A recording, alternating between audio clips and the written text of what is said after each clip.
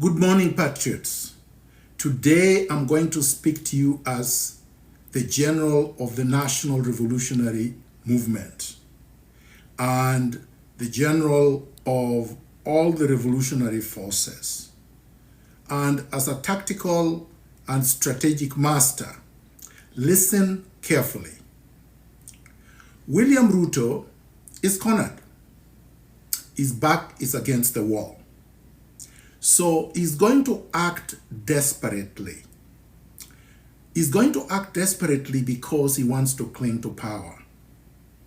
Now, we have to come up with strategies to defeat William Ruto in the most efficient, effective, and shortest possible time. So what do we need to do? Number one, when attacked at home, for no reason, and attempts are made to abduct you, make noise and resist. Let members of the neighborhood come to your aid and repulse the goons. Abductions are illegal under the Constitution. Arrests, normal arrests in the regular manner, are legal, but only if they have a basis. You have a right to resist. You have a right to self-defense. So that's number one. Don't run away. Don't cower. Don't put your tail between your legs and simply go like a cow ready for slaughter. Number two, we need to spread William Ruto's goons thin throughout the country, which means that regardless of where you are, from north to south, east to west, you should rise up and protest everywhere, occupy everywhere. William Ruto has a maximum of 325,000 armed men and women. Not enough for 54 million Kenyans. Not enough to suppress a whole country. Spread them thin everywhere. Number two, we need to gather in huge numbers in major cities, starting with Nairobi. This gathering should be in one central place, like they did in Tahrir Square in Tunisia. And you need to make it one huge cavalcade with lots of people, 1 million plus. When you do that, and you do that consistently, and you do not disperse, and you stay there day after day, within 6 days, William Ruto will be no more. His forces will be gone. The international community will abandon him. The press that he is currently also brutalizing. For instance, I express my heartfelt condolences and also sympathies to those that William Ruto brutalized today and the journalists that he shot in Nakuru today. The media must rise up against William Ruto because he turned his guns against the media as much as he turned his guns against the civilians. The international community eventually, regardless of their location, will rise up against him because they don't want to be in the bad books of Kenyans. Number five, I call upon the legal profession because I'm a lawyer, I'm an advocate of the High Court of Kenya, and I practice law as a barrister and solicitor in Canada. The lawyers who are patriotic must rise up against William Ruto.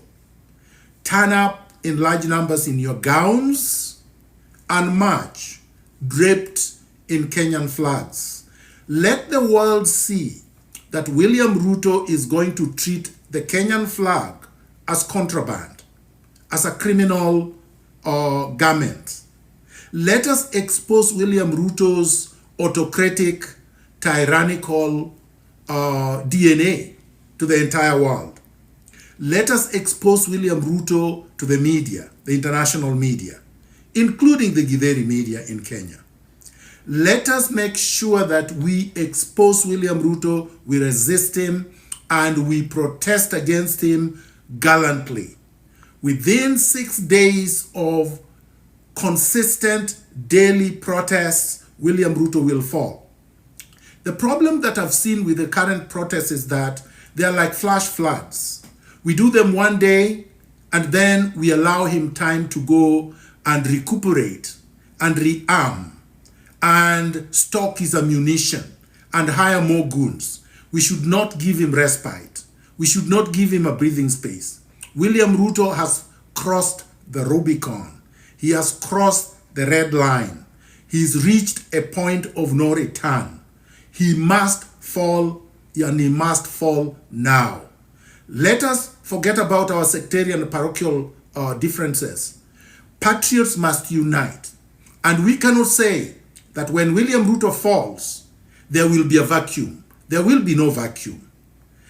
Let nobody say that if William Ruto falls, that Gachagua is going to take power. William Ruto will fall with Gachagua, with Raila Odinga, and with all his collaborators. And when that happens, we will demand that the Chief Justice steps in and chairs the transitional council that will shepherd Kenya into a new republic, where we will have fresh elections with a reconstituted IBC, and we will overhaul the entire system that was set up by the colonialists and revolutionize and transform our systems of government, our economic systems, our social systems, our cultural mores.